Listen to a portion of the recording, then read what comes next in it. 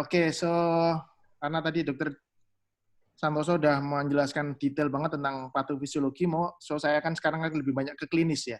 Klinis terutama ke masalah jantung. Ya.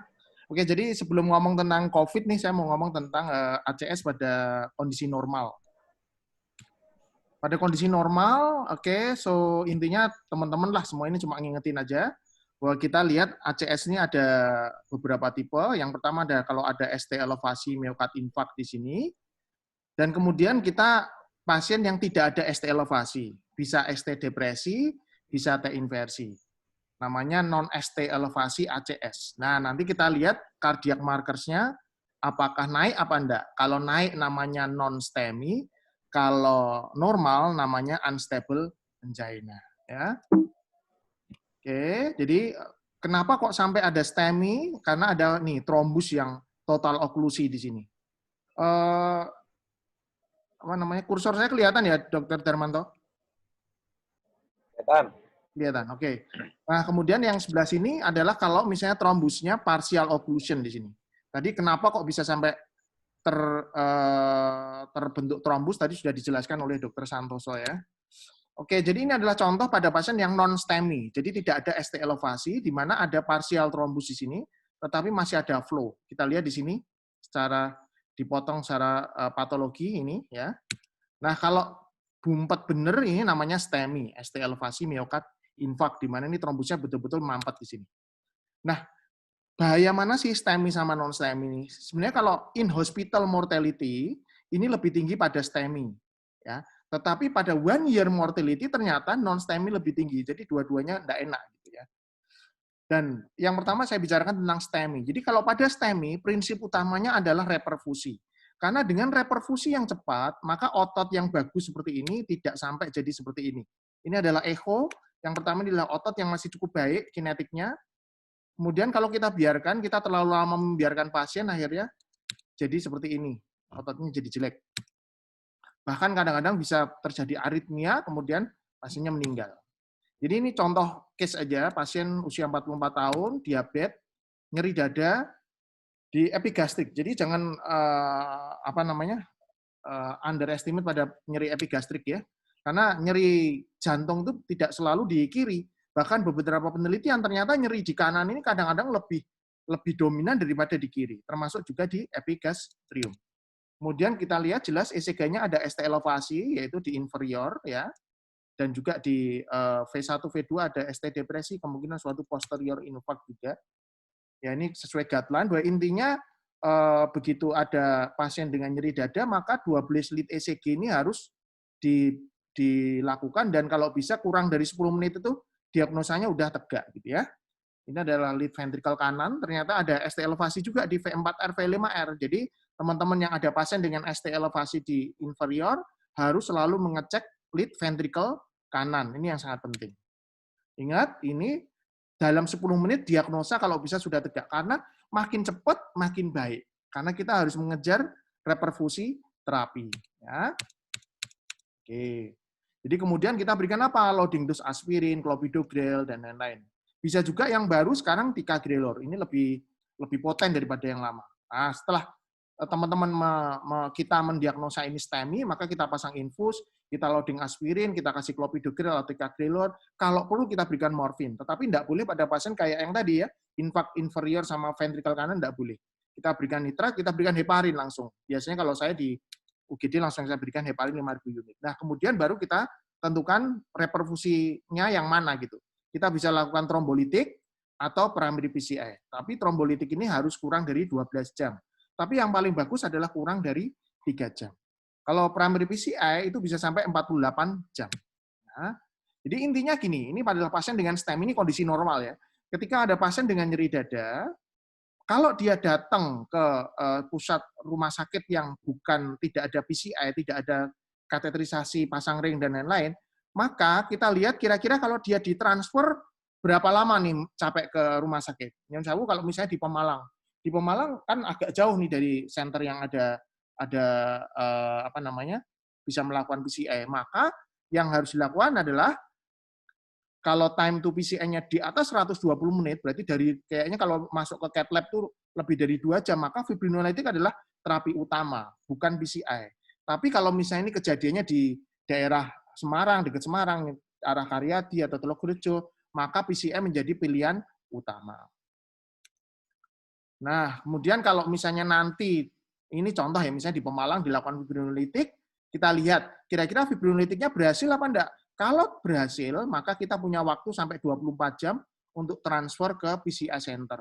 Tapi kalau misalnya tidak berhasil, pasiennya masih nyeri, STL pasiennya masih tinggi, pasiennya jadi shock, heart failure, maka harus segera ditransfer ke PCI center terdekat. Karena trombolitik itu bisa gagal, gitu ya. Jadi kalau misalnya kita lihat nanti ST elevasinya enggak turun, atau masih nyeri, ada aritmia, tensinya turun, heart failure, nah itu kita harus segera melakukan PCI. Jadi ini contoh lagi pasien dengan nyeri dada tadi, ya. Pasien mula-mula memilih dilakukan streptase, ya, dilakukan streptase, hasilnya cukup baik, ST elevasinya turun, dan tadi ini pasien dengan total AV block ya. Ini total AV block ini, ada P yang tidak berhubungan sama GRS, total AV block. Kemudian setelah di streptase cukup bagus, nyeri dada berkurang, dan total AV block-nya balik. Setelah sesuai guideline, dilakukan angiografi setelah di streptase, ternyata di sini ada significant lesion di sini, kemudian kita lakukan PCI dengan hasil cukup baik. Bergerak. Oke, di atas sama di bawah ini kita pasang stent. ECG-nya setelah ini cukup baik, dan waktu pulang kita lihat ST elevasinya turun. Tapi memang ada gelombang Q di lead 3. Jadi ini adalah contoh dari apa yang seharusnya kita lakukan pada pasien yang pada kondisi normal, gitu ya. Sekarang bagaimana dengan non ST elevasi ACS yang terdiri dari non STEMI atau unstable angina? Yaitu kalau misalnya ada pasien dengan nyeri dada, kapan sih kita curiga nyeri dada ini kayaknya serius nih? Kalau nyerinya lebih dari 20 menit, baru nyerinya, atau kemarin nggak terlalu nyeri, sekarang nyeri banget, atau pasien nyeri setelah infak, ya. Jadi intinya ketika ada pasien nyeri seperti ini, selain ECG, kita juga harus melakukan pemeriksaan troponin, di mana troponin kita cek mula-mula begitu datang kita cek, kalau kira-kira belum terlalu diagnostik, bisa kita ulang dalam 3 jam, ya. Tetapi tetap harus kita ingat bahwa ada beberapa kondisi yang walaupun troponin naik, bukan suatu kondisi non-STEMI, ya. Ini beberapa misalnya pada pasien heart failure, hipertensi emergensi, termasuk miokarditis. Lah ini yang nanti terkait dengan COVID. Karena ternyata pasien COVID ini banyak sekali mekanisme yang tadi sudah disampaikan oleh Dr. Santoso, terjadi miokarditis juga ini, takut subuh, kardiomiopati juga banyak. Oke. Nah ini pasien kedua, ini pasien kondisi normal ya. 70 tahun, ACS jelas, ada pneumonia, ada heart failure shock. Tapi pneumonia bukan COVID, ini sebelum era COVID. Troponina tinggi, fungsi pompanya hanya 22%, dan beliau ini VT-VT terus. Ini ECG-nya. ECG-nya hanya ST depresi, tidak ada ST elevasi, jadi masuk ke kriteria non-STEMI. Nah, jadi gini, ketika nanti teman-teman punya pasien dengan non-STEMI, maka yang paling penting, kalau tadi STEMI adalah yang paling penting adalah reperfusi secepat mungkin. Tapi kalau pada non-STEMI, kita bisa tarik nafas lega sedikit gitu ya, karena yang paling penting adalah kita mau melihat nih pasien ini kira-kira stratifikasi resikonya termasuk yang sangat high risk atau moderate risk. Jadi kita harus memakai suatu kriteria. Jadi kalau teman-teman punya Android, ini bisa download ini Calculate XMD, kemudian kita cari namanya GRACE score ya. Kemudian kita isi ini semua. Kemudian kita lihat di sini nah. Kita lihat di sini estimated in hospital mortality-nya 71%, which is artinya sangat tinggi. Nah, ini salah satu cara, yaitu ada GRACE score, ada TIMI score. Tapi yang paling simpel misalnya ini GRACE score. Di atas 10% udah tinggi ini ya. Nah, juga kriteria lain yang juga simpel adalah dengan melihat dia ada tidaknya very high risk kriteria. Very high risk kriteria adalah ketika pasien, ini kriteria yang tidak memakai GRACE score ya. Jadi kita lihat pasien ini kira-kira masuk ke yang ini, apa yang ini ya. Jadi kalau very high risk, misalnya pasien dengan cardiac shock, ECG-nya ST depresi, pasiennya shock. Atau ada aritmia, kayak tadi pasien tadi, VT, VF, dan lain-lain. Ada udem paru. Ya, ini berarti masuk very high risk. Kemudian kalau high risk adalah kalau troponina naik. Nah, begitu ada pasien non-STEMI dengan troponin naik, maka kita harus masukkan pasien ke termasuk yang high risk kriteria. Kemudian yang intermediate risk, misalnya pasien dengan diabetes, ada gangguan fungsi ginjal, fungsi pompanya rendah, dan lain-lain. Ya. Nah, ini menurut guidelines dari PERCI maupun European Society of Cardiology, bahwa kalau pasien ini very high risk, maka immediate invasif harus segera dilakukan. Pasiennya syok kan? Berarti kan ada trombus yang sangat mengganggu. Kalau tidak dilakukan, maka mortality-nya akan sangat tinggi. Immediate invasif artinya harus dikirim ke cath lab atau kita masukkan ke cath lab dalam waktu kurang dari 2 jam. Kalau high risk, troponinnya naik, maka early invasif kurang dari 24 jam. Kalau intermediate, kita bisa agak tenang nih, 72 jam kita obat-obati dulu. Kalau misalnya stabil dan lain-lain, pasien mungkin bisa kita tunda. Tapi kalau menurut guidelines sih harusnya tetap dilakukan suatu angiografi koroner. Tapi kalau tadi peningkatan troponin, ada nyeri dada yang terus-menerus, nih chest pain, diobati kok masih nyeri, maka termasuk very high risk.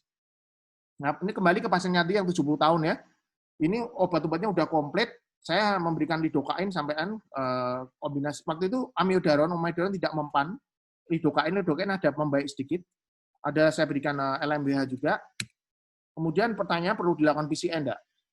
Dengan faktor resiko yang macam-macam, akhirnya setelah ngobrol sama keluarga ini kita lakukan PCI. Kebetulan di Telogorjo kita punya namanya intra-aortic balloon pump, yaitu pada pasien yang shock. Mau beli es enggak, Mas? Itu ada es lewat. Kalau pada pasien yang shock, kita bisa memasang intra-aortic balloon pump, yaitu untuk meningkatkan tensi pada waktu tindakan. Ya, ini right coronary artery, kita lihat teman di sini sangat severe di sini. Kemudian di kiri, ini ada stenosis di left anterior descending. Dan yang paling berat karena nih, lihat left main atau pembuluh darah utama pangkalnya itu sangat sempit di sini. Ini yang menyebabkan pasien terjadi VT-VF. Kemudian kita lakukan PCI akhirnya, tapi dengan high risk, ya akhirnya bisa kita pasang stent. Hasilnya cukup baik. Kita lihat di sinilah, ini left main-nya yang tadinya sempit banget sekarang jadi cukup bagus. Kemudian right coronary artery juga kita pasang stent dengan hasil cukup baik. Ya, PCS selalu ada risk, tapi kalau nggak dilakukan PCS juga kurang baik ya. Akhirnya terjadi oliguria, dilakukan hemodialisis. Leukositnya naik, diganti antibiotik dan lain-lain, tetapi akhirnya membaik, ya ABB-nya stop. Tapi memang butuh waktu lama untuk perawatan. Nah, itu tadi dalam kondisi normal. Gimana dengan COVID pandemi? Gimana nih yang kita lakukan pada pasien dengan ACS? Ya? Jadi intinya ini ada di ESC, itu pada pasien dengan masuk ke emergency room, maka kita pikirkan kira-kira masuk COVID atau non-COVID nih. Kalau non-COVID ya seperti biasa. Kalau COVID ya kita lihat harus kita masukkan ke rumah sakit apa enggak. Nah, sebenarnya ini kalau saya menerangkan sebenarnya teman-teman tinggal download aja, ini ada di websitenya Perki, ada ini juga sama, intinya hampir sama bahwa pada di Indonesia kita agak berbeda sedikit dengan di luar. Ketika di luar nanti kita lihat bahwa guideline itu intinya kalau ACS STEMI ya tetap dilakukan PCI gitu ya. Tapi pada Indonesia kita lihat bahwa kita lebih mengutamakan trombolitik kalau memang memungkinkan. Jika pasiennya high risk, shock, nyeri dada terus, akhirnya baru dilakukan emergency PCI dengan memikirkan keuntungan versus resiko. Kenapa? Karena memang harus diakui tidak semua cath lab itu siap ready untuk pasien dengan COVID. Jadi harus ada cath lab dengan tekanan negatif ya, yang tidak semua cath lab itu ready. Nah ini pada pasien dengan ada kelainan ST segmen, kalau ini sangat positif dan ini tipikal, ya itu bisa dilakukan primary PCI. Tapi kalau tidak tipikal, kita cenderung untuk melakukan suatu trombolitik. Ya. Sekali lagi trombolitik. Bagaimana dengan pasien non-STEMI? Pasien non-STEMI, tetap terapinya kalau memang screening positif di ruang isolasi. Kalau pasien tidak stabil, baru dilakukan PCI. Tadi yang very high risk tadi ya. Tetapi ya tetap harus memikirkan antara resiko dan benefit. Kalau warung katetrisnya tidak ready untuk COVID, ya jangan dilakukan. Jadi ini tadi sudah disampaikan sama Dr. Santoso, bahwa intinya pada COVID ini terjadi cytokine storm, kemudian terjadi banyak hal, sehingga terjadi biasanya yang bisa terjadi ada macrovascular endothelial dysfunction, plaque instability 9 rupture, bisa terjadi ACS, serangan jantung. Ya. Kemudian ini merusak otot juga, akhirnya terjadi heart failure, myocarditis, kemudian heart failure. Kemudian dia juga terjadi myocardial damage, akhirnya terjadi aritmia. Ya, nanti kita lihat contoh-contohnya. Jadi intinya pada COVID ini suatu circle ACS kemudian menyebabkan drug terapi, ingat juga mempengaruhi jantung juga. Obat-obat COVID mempengaruhi jantung. Jadi kalau COVID-nya tidak diobati, ya akhirnya tambah jelek. Ya ini suatu lingkaran yang kurang enak gitu ya. Oke, jadi ini pada pasien yang, tapi ingat, troponin tinggi tidak selalu ACS juga. Teman-teman harus selalu ingat ya. Anemia bisa bikin troponin meningkat. Hipoksemia bisa bikin troponin meningkat. Shock bisa bikin troponin meningkat ya. Jadi intinya adalah pada COVID ini ada severe systemic inflammation (ARDS), kemudian kemungkinan pasien sudah ada sakit jantung sebelumnya, ditambah suatu cardiac injury related ini, akhirnya terjadi peningkatan cardiac troponin. Nah, kita lihat ya, kalau pasien ini dengan COVID, kemudian kita cek troponinnya, kalau cenderung ini meningkat troponinnya, maka ya ini biasanya yang ini adalah non-survivor, tidak bertahan. Jadi ketika kita punya pasien COVID, kemudian kita lihat troponinnya cenderung naik, apapun penyebabnya, entah itu myocardial injury, entah itu ACS, biasanya pasien tidak bertahan. Tetapi bisa aja pasien troponinnya naik, tetapi dia relatif stabil. Ini adalah yang survivor, yang biru ini adalah, lihat, yang biru adalah survivor yang bertahan hidup. Nah, kemudian juga pasien yang with cardiac injury, maka kemudian dia mortality-nya tinggi. Ya. Nah, ini pasien, oke. Jadi, tingkat level dari troponin itu juga mempengaruhi kira-kira pasien ini benar-benar kemana nih. Jadi, ketika pasien ini kira-kira hanya CKD aja atau tidak terlalu berat, maka dia akan naik tapi sedikit. Atau bahkan di bawah lipid normal tapi naik. Atau borderline. Kemudian kalau pada ARDS, heart failure yang tidak terlalu berat, dia akan mulai naik pada COVID yang severe. Tetapi kalau sampai myokarditis yang berat, maka high sensitivity troponinnya akan tinggi banget. Juga termasuk pada pasien shock. Ya. Tetapi, nah ini, kalau ESC sih bilang dia, pasien dengan simptom dan ECG yang sugestif untuk type 1 myocardial infarct, artinya betul-betul yang STEMI atau non-STEMI, itu harus tetap dilakukan terapi yang maksimal gitu ya. Mungkin karena memang di sana cath lab-nya semuanya ready. Jadi ini adalah beberapa contoh kasus, tadi pertama, kedua sudah kita tunjukkan. Ini adalah contoh kasus yang ketiga, pasien usia 61 tahun ya, dengan nyeri dada. Nyeri dada dan ada diabetes dan lain-lain ya, ada COPD juga, dulu pernah dilakukan PCI. Kemudian kita lihat ECG-nya ada ST elevasi, STEMI. Ya. Ada resiprokal di posterior. Kemudian lihat foto toraknya seperti ini. Ternyata setelah dicek swab-nya itu positif. Ya. Di sana tetap dilakukan PCI, di mana ini total oklusi di RCA, kemudian dipasang stent dan hasilnya baik. Kemudian dia ST elevasinya turun. Ini kalau ngomong yang maksimal. Karena ini pasiennya tidak stabil, akhirnya tetap dilakukan suatu angiografi. Ya. Tetapi ternyata kisahnya ini boleh nanti lihat ini bukan pasien saya, ini di jurnal ya. Itu ternyata parunya makin jelek, akhirnya pasien masuk ke ventilator. Sebelumnya paru ada tapi masih bisa tanpa ventilator, yang sekarang ini dengan ventilator. Oke, pasien yang berikutnya yang dengan COVID juga adalah pasien 29 tahun, positif COVID, kemudian ARDS. Ya. Ini adalah CT scan-nya, ya, terkait ground glass appearance, kemudian diintubasi. Setelah diintubasi, ini ECG awal cukup baik, lihat di segmen inferior 23 FVF, saya kira cukup bagus. Tapi tiba-tiba pasien mengalami nyeri dada dengan ST elevasi myokard infarct. Satu hal yang membuat dokter ini tidak langsung berpikir untuk dilakukan trombolitik adalah satu, pasiennya masih muda, ya. Kemudian mereka melakukan apa? Melakukan echo, serial cardiac troponin juga. Ternyata troponinnya normal, ya, agak aneh kan? Troponinnya normal dan diulang echo beberapa kali ternyata tetap normal, pompa jantungnya itu baik. Jadi tidak dilakukan tindakan, hanya tindakan terutama untuk COVID-nya, tapi tetap diberikan antikoagulan.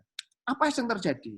Ini masih suatu hipotesa ya, bahwa mungkin ST elevasi itu terjadi karena related to acute respiratory distress, kemudian ada RV strain, right ventricular strain, kemungkinan ada pulmonary emboli, tetapi belum bisa dibuktikan.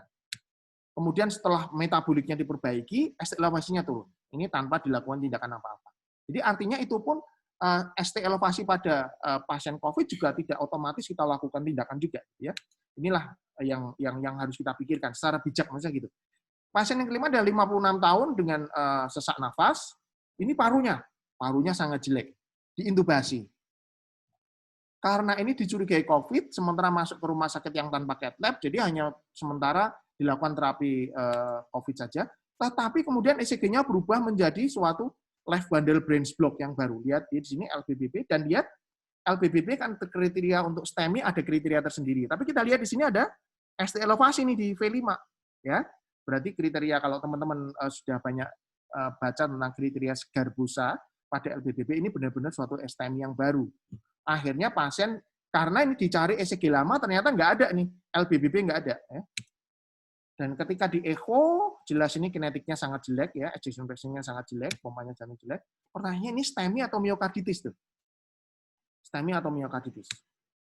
Akhirnya pasien dikirim ke tertiary hospital dengan pemikiran COVID, ya kan?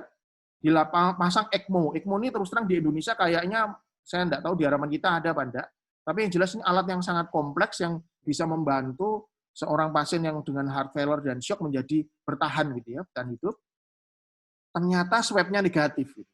Saya nggak tahu ini false negatif atau negatif beneran, tapi dinyatakan swab-nya negatif, kemudian di angiografi ternyata betul-betul sangat jelek. Akhirnya pasien ini, saya nggak tahu, sepertinya pada laporan ini mungkin akhirnya sepertinya sih meninggal.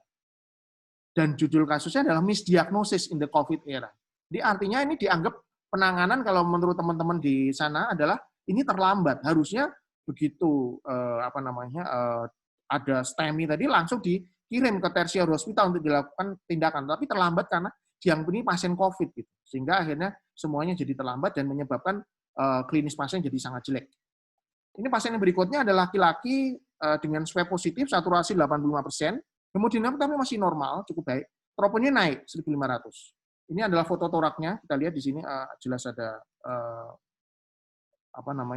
paru-paru yang sangat kurang baik. Nah, saya dikonsulkan di ICU gitu. Kita lihat di sini ada kalau ini kasus saya, ada PVC begini nih ya, sinus dengan PVC begini. Kemudian ada episode VT di sini. Ini sebenarnya VT-nya adalah VT monomorfik, bukan polimorfik. Ya. Ketika ECG baseline-nya sebenarnya adalah hanya RBBB aja. Pertanyaannya apa ini? Troponina naik, ada PVC, ada VT, kira-kira ACS beneran apa enggak? Gitu. Ketika di echo-nya normal. Nah, ini kan jadi sulit. Myocardial injury atau non-STEMI. Akhirnya saya hanya memberikan aspirin, clopidogrel, LMBA, anti aritmia karena bolak-balik VTVF dan lain-lain, statin, nitrat. Dan pasien ini kalau toh kita lakukan pemberian obat anti aritmia yang menjadi kalau memungkinkan paling aman menurut saya adalah beta blocker. Kalau beta blocker tidak mempan, boleh dilakukan pemberian amiodaron, tetapi harus hati-hati karena dia konkomitan dengan pemberian anti COVID kan, ya. Akhirnya diutamakan kira-kira diberikan lidocaine, ya. Dan nyon sewu maaf akhirnya pasien meninggal. Meninggalnya karena shock, tensi yang turun, kemudian ya mungkin akhirnya sepsis dan lain-lain ya. Oke, pasien ini juga pasien saya, yaitu dikonsulkan dengan stroke non-hemorrhagic, COVID positif ya, on ventilator, troponina naik, tetapi tidak terlalu tinggi, hanya 340. Ya. Dan jelas ECG-nya apa? ECG-nya atrial fibrilasi. Ini ECG waktu di monitor ada atrial fibrilasi, tapi tensinya masih baik. Baterainya tapi cepat tinggi.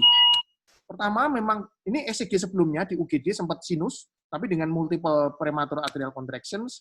Nah, ini kalau menurut guideline dianjurkannya adalah beta blocker. Hati-hati dengan amiodaron. Sekali lagi dengan hati-hati dengan amiodaron. Kalau perlu bisa disinkronize. Tetapi kita lihat di sini ternyata amiodaron ini merah semua. Merah itu artinya ada major interaction. Jadi interaksinya banyak. Jadi akhirnya mau kita apakan nih pasien ini? Akhirnya pasien ini hanya saya berikan beta blocker, digoxin, antikoagulan, troponin naik 450 pada hari berikutnya, Ejection fraction-nya masih normal. Ejection fraction ini masih normal kalau tidak salah ya. Ejection masih normal, pompanya masih baik, tapi memang left atriumnya membesar. AF-nya terkontrol, tidak kembali menjadi sinus, tetapi rate-nya terkontrol. Tapi karena GCS-nya makin menurun, kemungkinan sempat terjadi stroke lepasnya trombus, kemudian GCS-nya turun, akhirnya pasiennya meninggal. Nah, ini bukan pasien saya, pasien teman saya, yaitu ada, lihat ini ada ST elevasi ini, chest pain, rapid test-nya positif. Kemudian ini, dia ternyata menurut saya ini ECG-nya lebih mengarah ke paroxysmal AF ya. Paroxysmal AF sebentar, kemudian jadi sinus brady tetapi dengan ST elevasi, foto toraknya jelek. Ini ECG yang lama. Apa yang diberikan di UGD waktu itu? Diberikan aspirin, clopidogrel, atorvastatin, nitrat, dan dilakukan alteplase. Alteplase adalah sejenis fibrinolitik. Dan ini menjadi salah satu ini, alteplase ini diberikan, dan sayangnya akhirnya juga pasien meninggal. Meninggalnya karena bleeding gitu ya. Jadi tetap harus hati-hati karena memang alteplase ini semua obat, walaupun alteplase ini resiko bleedingnya rendah sebenarnya, tetapi tetap ada beberapa kondisi bisa terjadi bleeding. Kemudian ini bukan pasien saya juga, pasien teman lain juga, 50 tahun, chest pain, 3 jam sebelumnya, HB-nya baik, leukositnya meningkat, ada ST elevasi di 23 AVF, ada Hezi di paru, dan NLR-nya 6,64 ya. Rapid test-nya positif. Pasien ini tidak dilakukan suatu streptase karena keluarga menolak, jadi akhirnya dipilih untuk terapi konservatif. Aidiostatin, LMBA, nitrat, DAPT, dan obat-obat untuk COVID terapi. Oke, intinya adalah cardiac injury adalah sering terjadi pada pasien dengan COVID, dan semakin ada cardiac injury, maka in-hospital mortality meningkat. Tetapi kita harus tetap melakukan yang terbaik ya, do our best to our ACS patient. Tetapi bukan as soon as possible, tapi as safe as possible. Bukan hanya untuk kita, tetapi juga untuk pasien. Terima kasih. Wassalamualaikum warahmatullahi wabarakatuh.